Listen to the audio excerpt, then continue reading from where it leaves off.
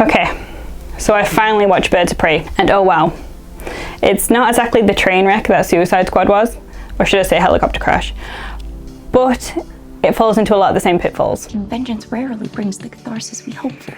Yeah. Are we ready? We start the film off and it's exactly like the scrolled, rambling title suggests. It's like a page out of Harley Quinn's diary, which has just been scrunched up and thrown in the trash. And then you're trying to decipher what's going on. It's very messy. The first 30 to 40 minutes are wasted doing these messy introductions to characters, very much like Suicide Squad. You don't learn anything interesting about these characters, you just basically learn their attributes so you have an understanding of them. Not that you actually have any investment in them. And then the film keeps doing this thing where it jumps around in time. Harley Quinn will remember something and then go, oh, I just forgot to tell you this. And then they'll jump back in time and it gets exhausting. It's not fun to watch the story play out like that, especially when it's such a simple plot. It's why are we overcomplicating this and going over things that could have been introduced later on. It's just a very messy style of storytelling when you've got a plot that's so simple. And this leads to the biggest flaw of the film for me, which is the whole film is very plot driven. You don't get any of those scenes with characters really interacting where you learn more about them and they become more complex and you start to care about them. Any scenes with characters in them interacting aren't given time to breathe until they move on to the next action scene or the next plot point happens. When you've got a plot that's as simple as a young girl stealing a diamond from a bad person and then the bad person wanting it back, it's something you've seen a million times. It's not new, it's not interesting, so why focus on it so much? Especially when you have this bunch of colourful characters that you could really spend time developing. I do think the villains are a little bit better in this than Suicide Squad.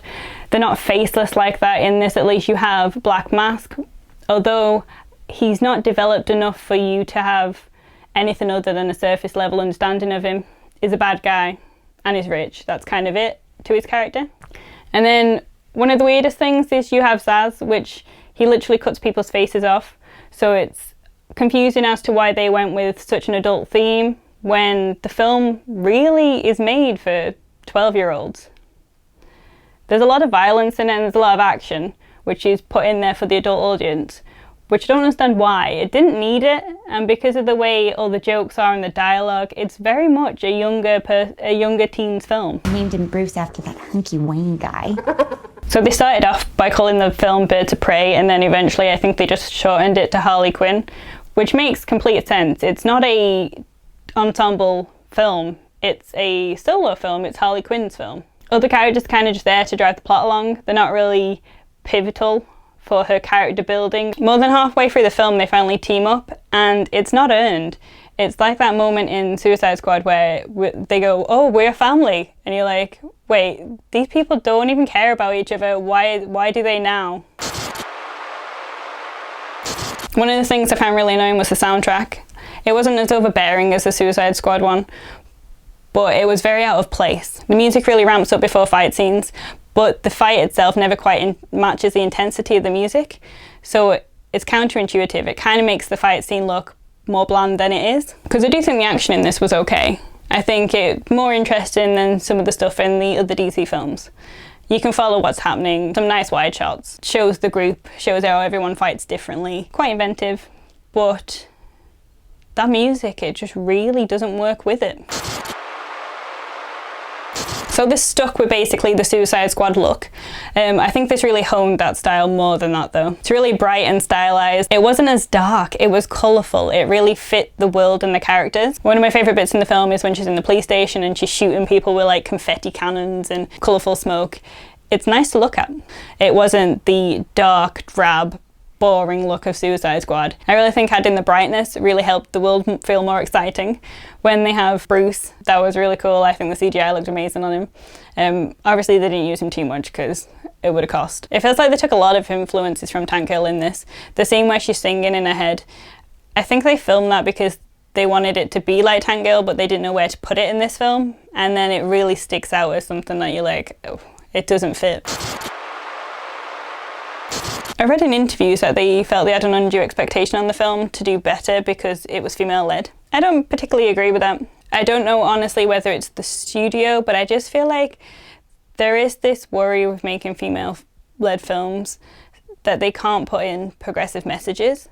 Because I don't know what it was with this film, but it didn't feel like a film that was made for women.